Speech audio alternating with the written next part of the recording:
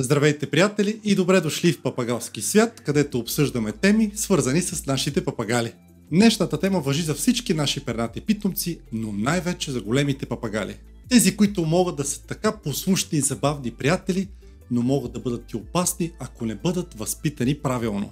Какво е първото нещо, което искате да направите, когато видите един голям, красив и пухкав папагал, който ви гледа с любов и иска да е близо до вас?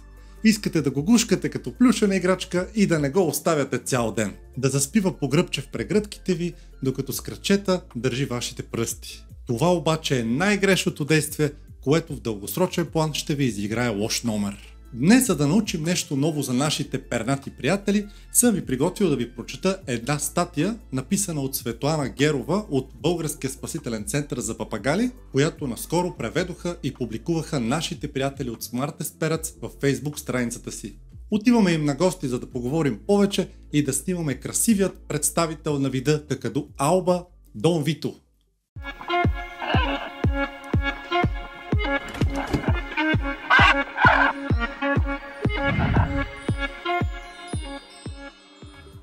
Къде допускаме грешки при възпитанието на големите папагали? Често папагал, който преди това е бил много привързан и охотно е влизал в контакт с човек, в един момент започва да избягва човек или атакува ръката, когато му подавате храна. Подобна промяна в поведението е много характерна за бавно зреещите папагали, които включват жако, амазони, ара, какаду. Тъй като съзряването на тези птици настъпва на възраст от 3 до 5 години, човек свиква с привързаното общуване с птицата и рязката промяна в поведението е обезкуражаваща, но това е нормален и неизбежен процес. Трябва да се отбележи, че при какаду този период на порастване може да бъде напълно нарушен поради прекомерното отпечатване на човешката намеса. Какадутата са сред онези видове папагали, които обучават пилетата си много дълго време. Обучението на потомството на какаду продължава от баби и дядовци в продължение на 5 или повече години. И интересното е, че ако едно пиле е отглеждано от двойка родители птици, които имат нормални отношения с човек, тогава можете да сте сигурни, че то ще изгради отношения с собственика, подобни на тези на родителя, но при условие, че човек е достатъчно разумен и не се опитва да направи плюшена играчка от пилето. Пилетата какаду, които растат с хората, са лишени от примери за нормално поведение. Тяхната самоидентификация е нарушена, което в крайна сметка води до факта, че птиците са лишени от независимост и са зависими от стопанина си. Ето защо има много случаи, в които какаду не може да прекара дори 5 минути без своя човек. Като по този начин прави човешкия живот непоносим, защото когато обичайната връзка се прекъсне, промяна на собственика или промяна в рутината на живота на човек, какадуто развива психоза. Такива емоционално нестабилни птици могат внезапно да нападнат собственика си или други членове на семейството, както и да нападат малки деца от ревност. Какво трябва да се направи, за да преминете безопасно периода на израстване на една птица? Трябва да се подготвите за това предварително. Колкото по-рано започнете да учите команди и трикове с птицата, толкова по-силен е физически, което означава, че папагалът ще бъде емоционално по-стабилен, докато дойде време, за да стане независим. Също така, човек до този момент вече ще има много по-добро разбиране за поведението на птицата, което ще помогне в бъдеще. Необходимо е да привикнете птицата към най-разнообразна диета още от първите дни на появата й във вашия дом.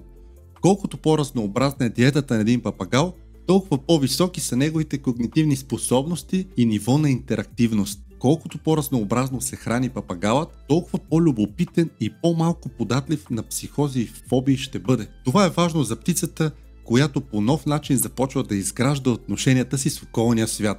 От първия момент, в който имате какаду, е необходимо да го приучите към независимост и самодостатъчност. Не може да стимулирате прекомерната привързаност на какаду към човек, не може да стимулирате и засилвате истеричното поведение на папагал, като различни насилствени танци, игри и видеоклипове, с които са много популярни в интернет. Предоставете на птицата много занимания, за да свикне да играе сама, като се придържате към естествени играчки, различни клони, шишарки и други.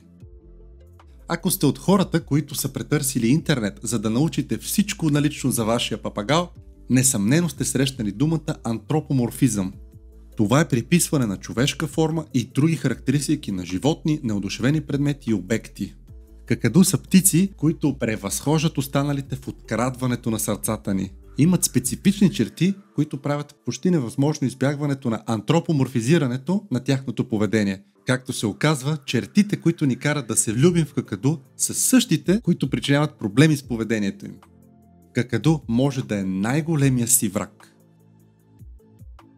Не позволявайте на вашето какаду да се вълнува прекомерно. При много превъзбудено състояние какаду често спорят със своите хора с много оживени, подобни на човек жестове, гласови интонации, които са безупречна имитация на човешкото вълнение. Това е впечатляващо.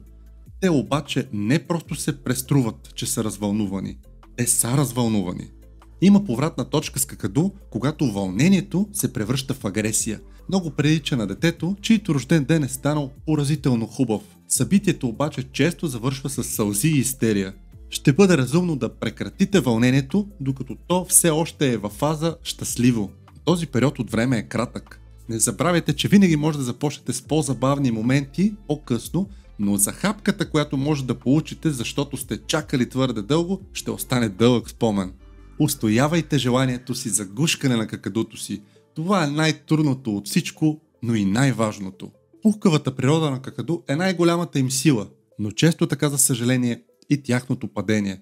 Постоянно гушкано какаду ще прерасне в прекалено нуждаеща се и взискателна птица, която не може да премине деня си без своя човек. Те често никога не се научават да играят самостоятелно, защото постоянно търсят човешкото внимание.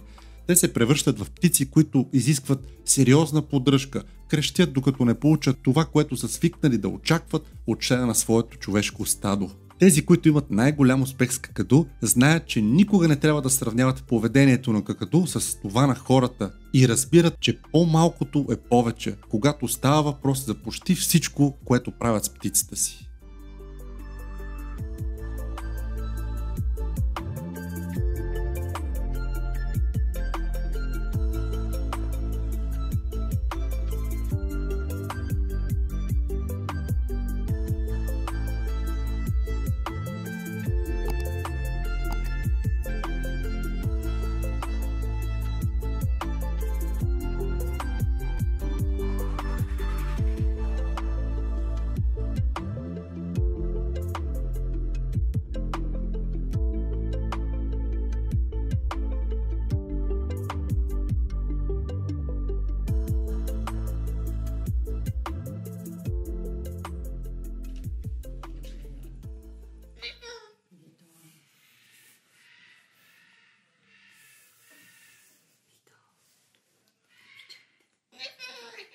Обичам те, да. Вито. Как е, Вито?